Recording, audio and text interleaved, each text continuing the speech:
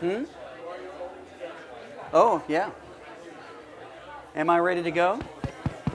Okay. Well, everybody, we're ready to go. For those of you that haven't seen one of these, welcome to the third annual installment of Inside the SNA. I was inspired by Inside the Actors Studio, if you've ever watched that program. And I'm really thrilled to be interviewing Neal because I think he's going to be a more interesting subject than any of you probably know. And in fact, I was inspired to write a little poem. Pardon me if it's a little rough. I just wrote it about 15 minutes ago, but it probably would have been better. Did you hear that, ChatGPT? So here we are, Neal, at the end of the day with our drinks on the table and plenty to say. We've been friends for years, and I know you quite well, which means that I know you've got stories to tell. We won't just talk shop, though that's interesting stuff, because talking about work won't be nearly enough. We've got to get to the bottom of the wild man you are, with a thrill-seeking complex that's way above par. And you'll see there's kind of a theme here. Thank you. I'm going to start by asking Neal some more personal questions, and then we're going to talk about how he got into law and how he got into elder law and special needs and how he got to be such an expert with Social Security, and we'll talk about running his own law firm and whatever we have time for. But I know he's got lots of stories to tell. So, Neal, first of all, I always thought you were from Massachusetts, but you're not, are you? No, I'm an upstater from New York. And what's the name of the town? North of Utica, town of Marcy. All right. And when did you move from there? About the early 70s. Okay. And how old were you then? In my 20s. Okay. So now I'm trying to remember what you've told me about your timing. You did not go to law school right out of college, did you? No, I was on an extended time from my undergrad. How long did it take you to get? Wow. How long did it take you to get through? I think all told was about 7 years or so. Wow. And okay, so during that period of time, I'm trying to figure out what were you thinking? What did you start going to college thinking you would do? And then how did that change over the years you were in college? Well, I actually started as a physics major, and that deteriorated quite quickly in the first semester. I had trouble opening a book. And or going to class, maybe? That too, yeah. And I kind of, I was a kid from the country, and my first contact in Ithaca College, meeting all the kids from New York City and all the other things that were going on in the world, and I just sort of, needed a lot of growing up to do. So you went from physics to what? I ended up with a sociology degree, but that was one of those catch-alls back in the liberal arts days when there wasn't much else to graduate with. The soft sciences. Yeah, so to speak. But it was a difficult time. It was during the Vietnam War, and your friends were being hauled off, and it wasn't for me, for sure, and I did my best to stay in college, but it was one of those things where there's a lot of stories there about over 7 years. It was a very difficult time. Now, I know you worked at Legal Services. Was that one of your first jobs? Well, kind of yes and no. I mean, my first job was at the car wash when I was 16. Okay. In high school. No. When I moved to New England, I had known I wanted to be a lawyer. I always wanted to be a lawyer, and I knew that legal aid was taking VISTA volunteers. That's what they call AmeriCorps now, but VISTA volunteers, And I really felt an obligation to do some service, but I wasn't the military type, so to speak. And so I did that. And a legal aid in But you weren't a lawyer by that time, right? oh my You God. started there before you went to law school. No, I was still trying to get my college degree, my undergrad degree. And so I went to, I found a legal aid in northern Worcester County, Massachusetts, which was over the border from New Hampshire where I lived. And I started there as a, well, I guess they called it paralegal, but I was a VISTA volunteer. $122 a month was my stipend. Well, that's great. But gas was 23 cents More a than you gallon were- at the time, so it was different than it is now. And that was probably more than you were making at the car wash. Yeah, for sure. Well, and I know you've told me this story many times, but I can't remember. It was when you were at Legal Services or Legal Aid before you were a lawyer that you were asked to bone up on Social Security. So remind me how that worked. Well, I feel my life has been a fork in the road. Who I meet, where I end up, all the things I do. And the attorney there, Charlie Capace, came running down the hallway one day and he says, Neal, and this was like 1972 maybe, there's some clients coming in and they have a Social Security question. I don't know anything about it. You do it. And I ran into the law library and what's Social Security, you know? And I kind of saw what the statute was and I kind of didn't, there was no internet at those days or anything like that. You just had a law book, you opened up. And so I did it. You know, I just want to digress in a minute. It could have been housing. It could have been immigration. It could have been, general relief. It could have been a lot of things, but it was Social Security. And that instant set my whole career. Is that what made you decide actually to go to law school? You said you'd always wanted to be a lawyer, but was it that experience that said, you've got to do it now? I don't know if I was that good of a planner, you know, to get that done. I knew I wanted to do it. I knew I would do it, but I just didn't know how I was going to get there. But I do persevere, and I knew I would get there sooner or later. Now, I think we were talking about this the other night, and you were telling me maybe it was at the beginning of law school, but you were sleeping on somebody's couch. Well, when I moved from upstate New York, I had a buddy of mine I went to college with, my friend Ernie, and I slept on his, he said, hey, come on and stay on my couch as long as possible. And then his wife found out, and so I ended up sleeping, finding an apartment with another guy who wasn't making a lot of money either, and that's how we started. And you, where did you go to law school? Suffolk University Night School, and at that point I was trying to get my feet underneath me and do it, and it kind of worked out, you know. And when you were in law school, did you already know you wanted to be in, well, you wouldn't have called it elder law in those days, but did you already know that that was your focus? Well, there was a backstory to all of this. My people that I helped with the Social Security case, they were the local council on aging, and they said, geez, Neal, this stuff is awful complicated, and we got other people, why don't you, and they knew I had no money, and so why don't you come up and talk to us during our monthly lunch meeting, and we'll give you free lunch. And that was a pretty good deal. So I did it, and then of course they said, well, you know, stuff's really complicated. Why don't you make a few notes, you know? I mean, we can't remember everything. So I did that, and this went on for months and months and months. And at that point, now I had all these notes and everything, and somebody said, you know, there's the community workers that are out there. Why don't you put it all together and make a little book out of it or something? So I thought, well, that's a pretty good idea.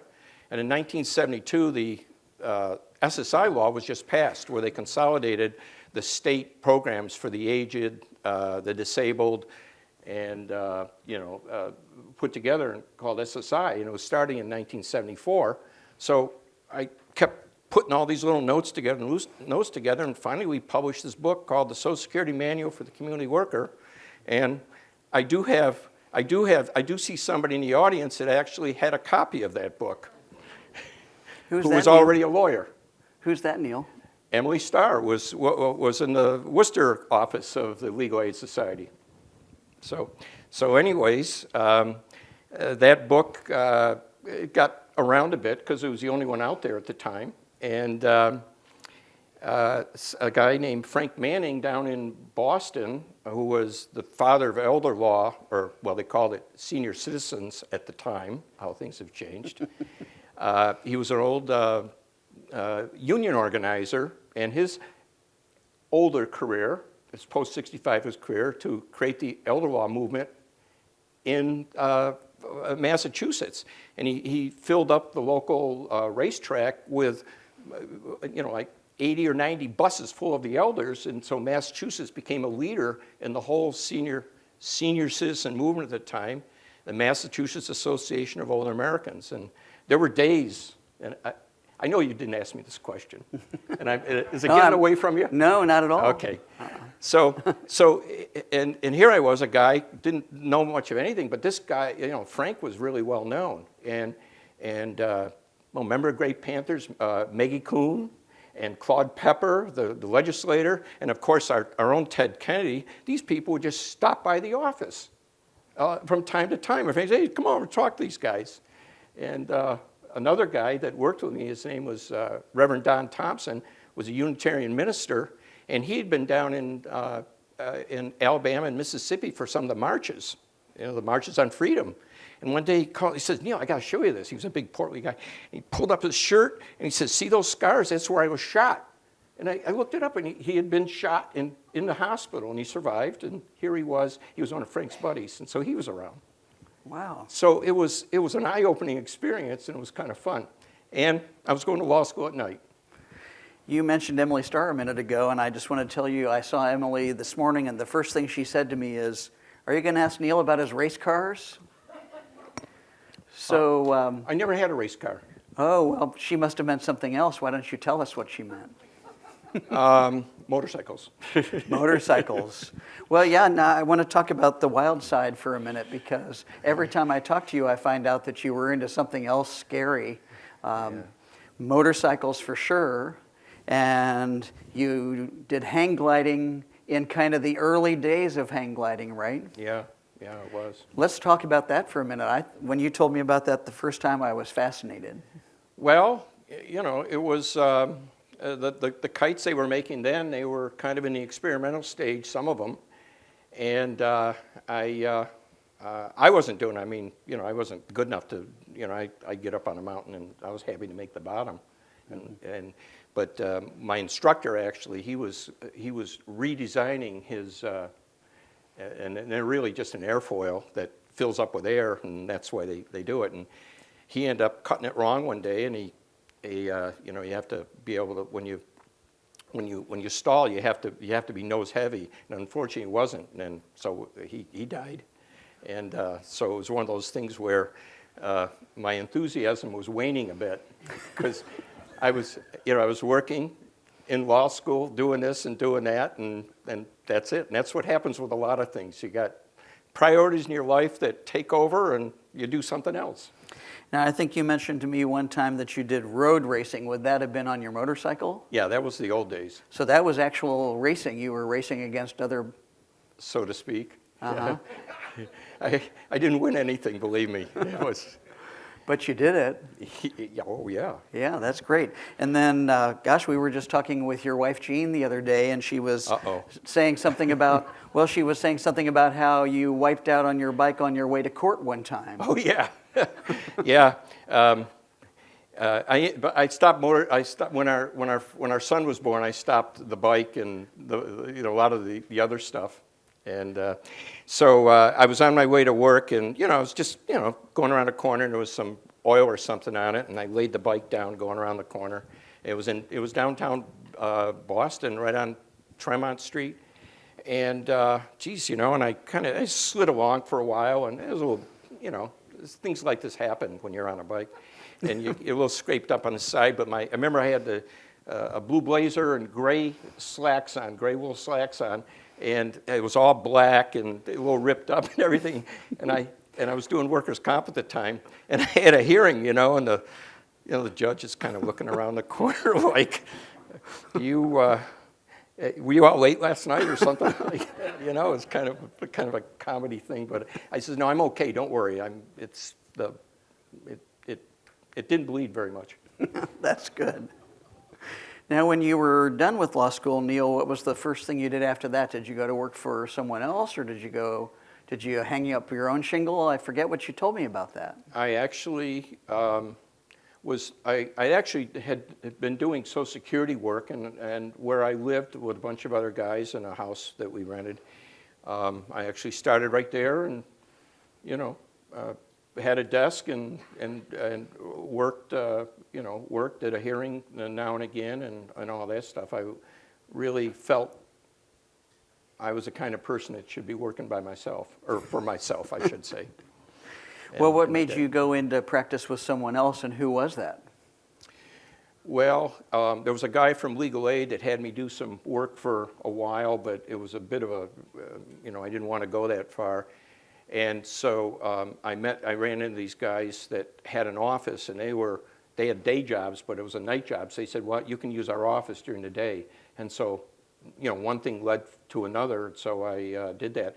And right up until I became a partner with Alex Michella right on the millennium, I had always been a sole practitioner. I had secretary's work and all that, but I was really always a sole practitioner. Now, when you had your practice with Alex, what was the structure of your practice? Did you have just the two of you as attorneys and you had office staff, or did you have more attorneys? No, we hired other attorneys and we had a staff. Alex was a lot more ambitious about building a practice than, working with others. And it actually worked out quite well then. In it was the mid-2000s when Granny was going to go to jail. We all remember that.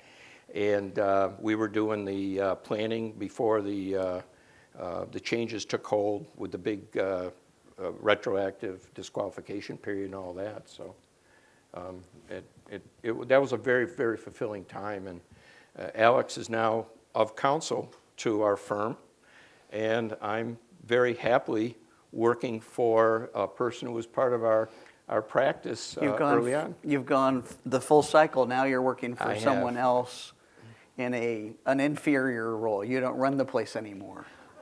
But you're happy about it. I feel totally blessed.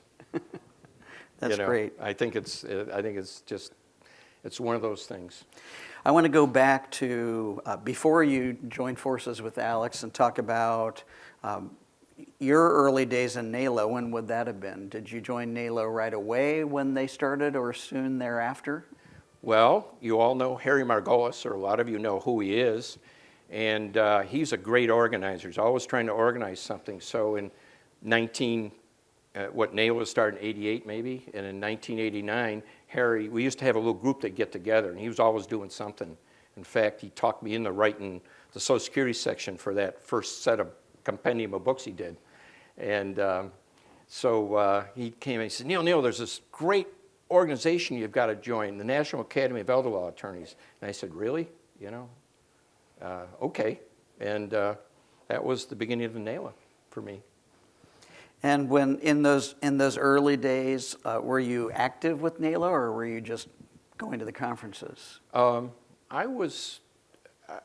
Massachusetts had a chapter that I was being asked to speak and so forth, but that didn't start until maybe the mid-90s or so.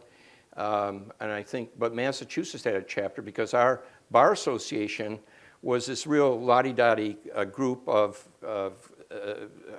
estate planners with family trust types, the big family trusts, and they really looked down on special needs. In fact, they said you shouldn't even have special needs trusts; you don't need them, and all that. And so the Massachusetts bar wasn't very supportive, like they are, or your bar association, to have an elder law special needs section like they are in a lot of states. And Massachusetts, Mass chapter of NALA took over and built up. We had 650 members in the early 2000s. And you still have a lot, don't you? Yeah. Oh, yeah. It's a very by far the biggest group. chapter, I think. Yes. Yeah. It was very big, but it became very organized and it became very powerful. And we hired. You're not here to talk about NALA, but um, they, we did a lot of work, and we're very, very influential in legislation in Massachusetts. I think of you as more of a special needs lawyer because I've known you the most through the Special Needs Alliance. Yeah. Would you say that's true, or did you do a lot of traditional Medicaid planning and other elder law things before? I think I did my first special needs trust. We weren't calling them special needs trust in the beginning, probably about 1995 Okay. or so.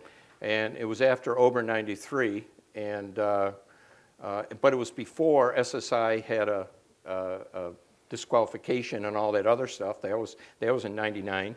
And I don't know if Brian is still here, but I remember Emily, Brian, and I being on the phone when they were doing the legislation with the staff members of Congress, you know, trying to put together terms of the law back then.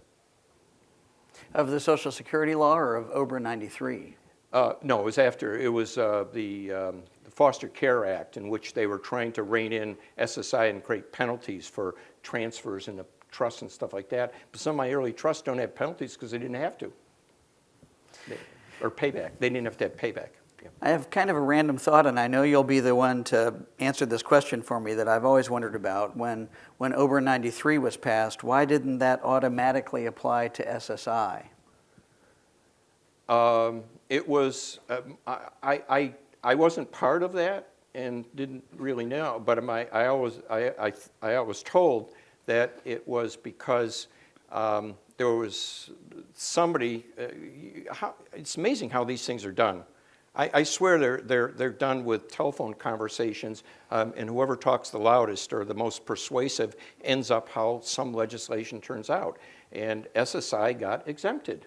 Nobody happened to think about it, or somebody who championed it didn't want it to be part of it, and it never was. And I know I'm simplifying it, and the group that was here before would maybe correct me, but. So they fixed that with the Foster Care Independence Act. And I think that was 2001. Does that sound right? 2000, 2001? Well, it was passed in 99, but it was implemented in 2000. I think it was December, anything after December of 99 or something. And I think you've been pretty well connected with the Social Security office at different levels over the years. Yeah. Tell us a little bit about that. How does one go about getting connected like that? Well, another story. So the Foster Care Act was passed. SSI got involved, is doing a pile of that, writing and speaking and all this other stuff. And they came out with some regulations in the Federal Register, and you know how that is. At the end, they say, if you got any questions, call so-and-so. And there were two people. And the first call, it was, I got, you know, one of these, leave a recording and I'll call you back. And the second person I called, Ken Brown here. And that was the beginning. What year did you say that was? 2001, maybe. And a very outright, frank person who you could really talk to. And he said, well, let me take some notes. You bring up some good points. What person in Social Security ever says that to you? You know? I don't think they do anymore. Well, no, now it's automatic. But back then, and that was one of these things. And of course, for those of you in the SNA, you know who Ken Brown is, and he's just, I say it every time I can say it. So much of what we have in the SSI program has his thumbprint on it, because he just doesn't sit down and write something. He was called a team leader, and you have to do it, and you have to get it all past General Counsel. And the General Counsel, if you remember all the things that General Counsel used to do with the old trusts and all the other stuff, it was a challenge at times. But he started coming to the SNA meetings probably about the middle, maybe 2005, 6, and he brought the Medicaid people with him, and we had tremendous influence. Yeah. And so you probably nurtured that relationship by continuing to call him with comments and questions. Yes, and beyond. About 2012, Mary O'Byrne and I connected, and she just happened to be a classmate of the current Social Security Commissioner at Yale. And so, you know, you had this level and that level, and the commissioner snaps his fingers and literally, and Morris Klein isn't here, but he was part of the early, Morris, I didn't miss Morris, I don't think. I don't think so. Yeah, and he snapped his fingers, and every commissioner, associate commissioner, you'd show up and there'd be a big table, and they'd all be sitting there listening. Do you have any ideas for how we can get back to that kind of way of doing things? Yeah, well, okay.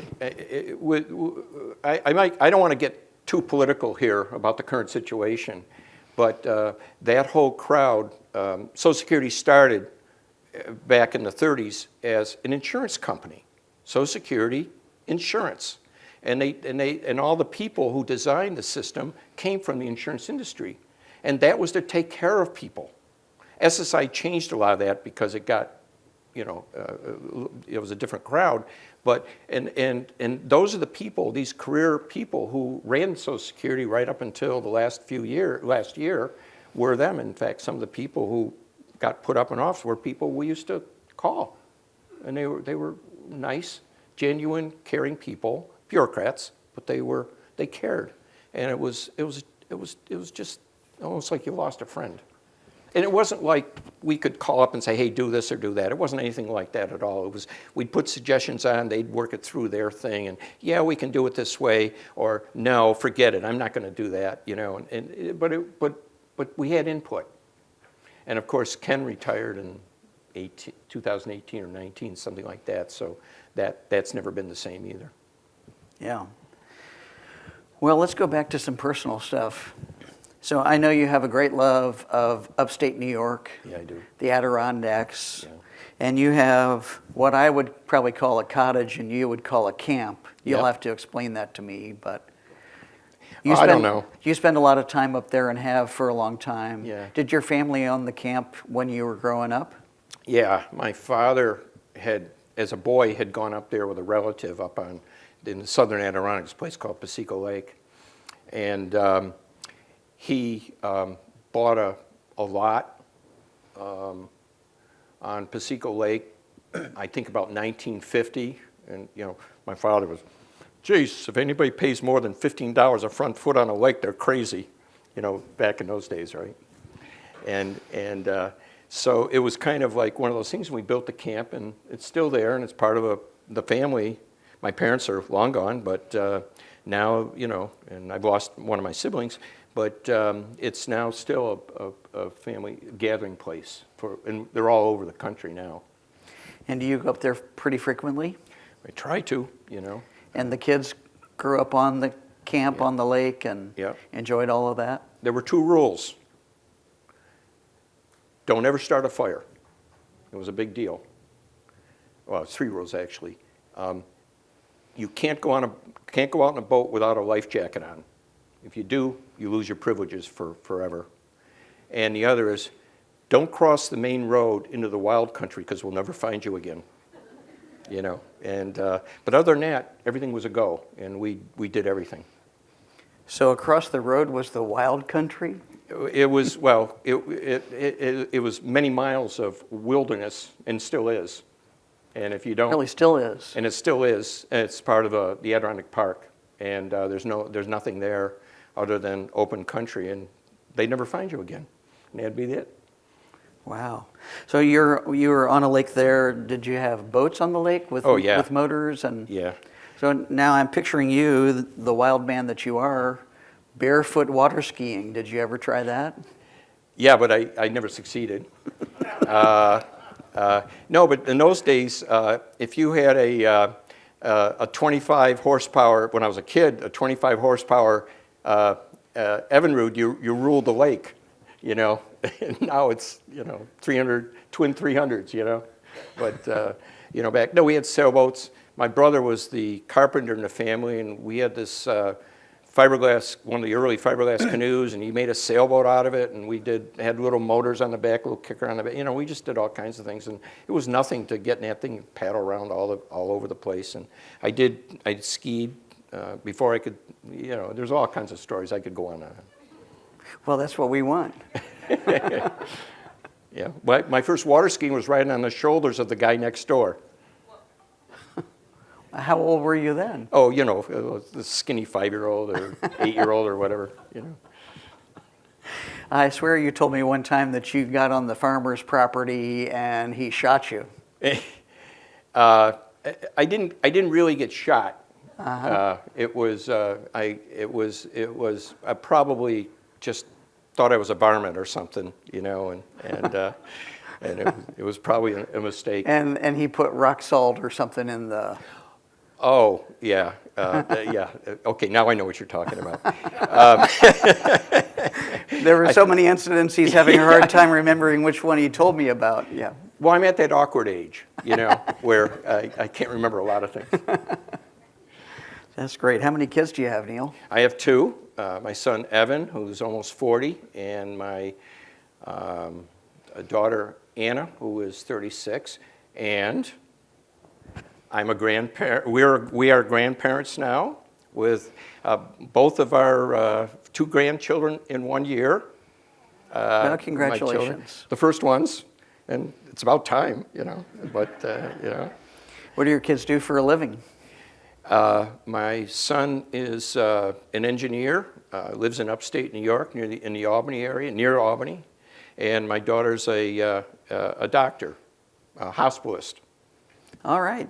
Did either of them ever have any interest in the law? No, none at all. No, the only, but one of my favorite comments though, my dear sweet daughter, it was a struggle, you know, getting from here to there, and she said, "Geez, Dad, do you really think I can be a doctor?" You know, it was a lot of work and it was challenging, and my comment was, "Anna, if I could be a lawyer, you can certainly be a doctor." And she says, "Gee, Dad, I never forgot that." Well, that's great.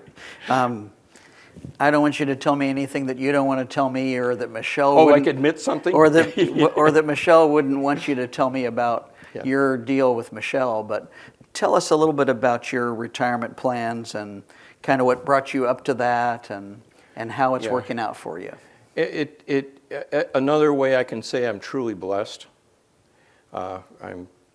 You can guess how old I am. 76 years old now, and I never knew how it would end. And a lot of you here know me and know a little bit of history, know some of the people, and, you know, I've been around all that, and I can just say that a lot of it is timing, how things work out for the transition. I've talked to a lot of us, and you just never know. And fortunately, the timing with Michelle and I worked out really, really well for both of us. Michelle had left the firm about the time that Alex had left, and gone off, and that was gone because it was with a partner that it wouldn't have worked for the three of us wouldn't have worked. But years later, when it came back at just the right time, and we call it the bromance.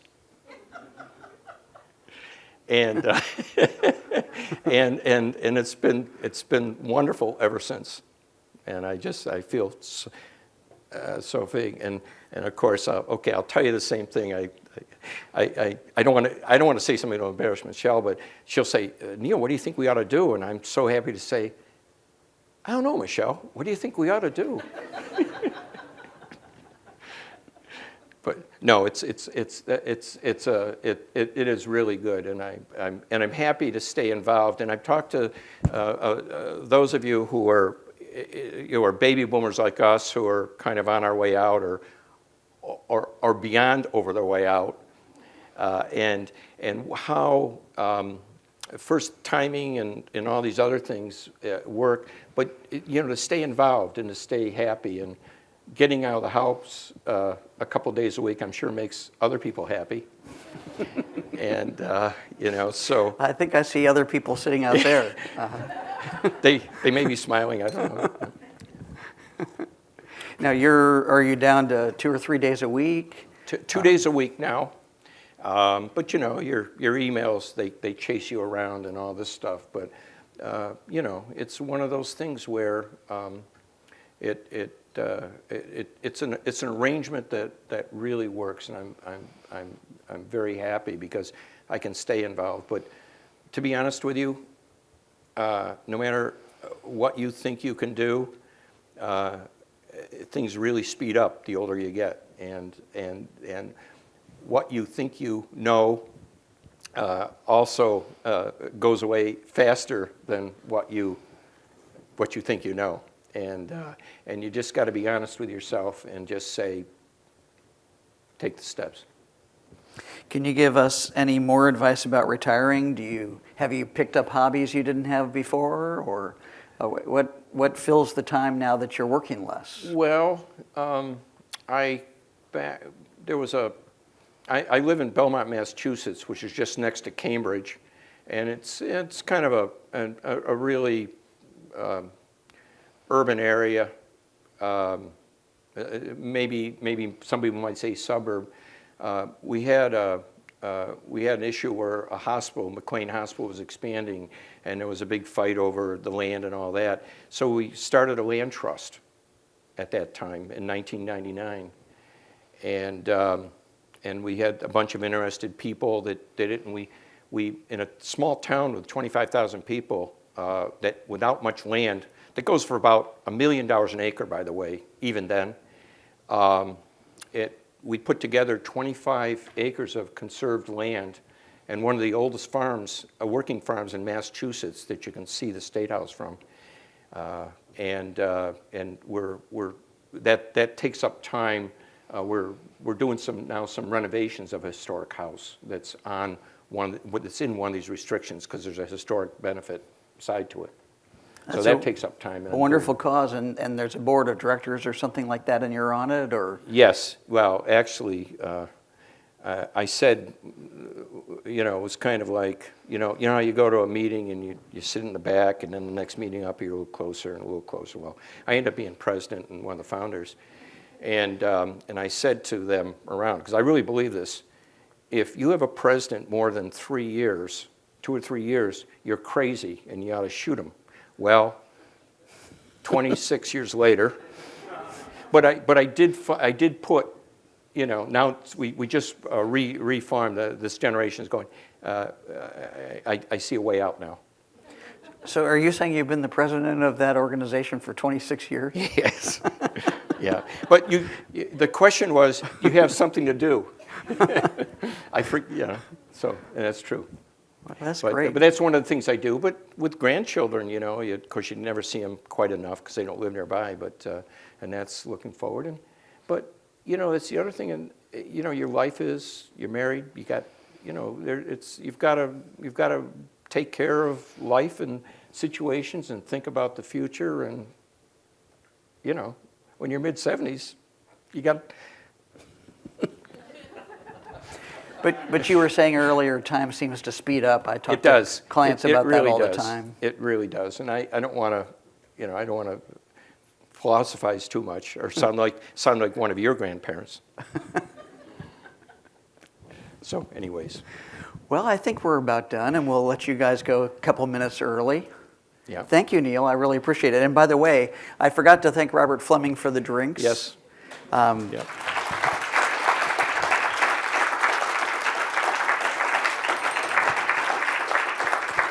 It was very nice, and thank you all for coming. Thank you. Thanks, Neal. Thank you.